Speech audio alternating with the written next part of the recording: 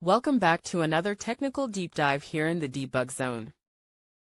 Today, we're tackling a big question and breaking it down with insights from other users. Hopefully, this clears up some misconceptions and helps you get the answer you need. So buckle up, stay a little curious, and let's jump right in.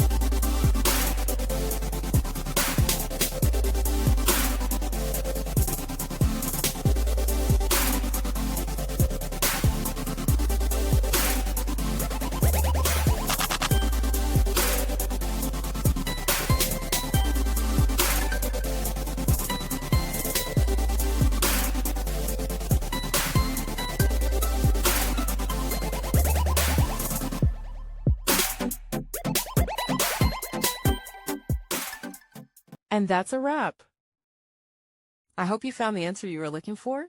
If you did, take a second to hit that subscribe button. It really helps out. And let me know in the comments which solution worked best for you. See you next time in the debug zone.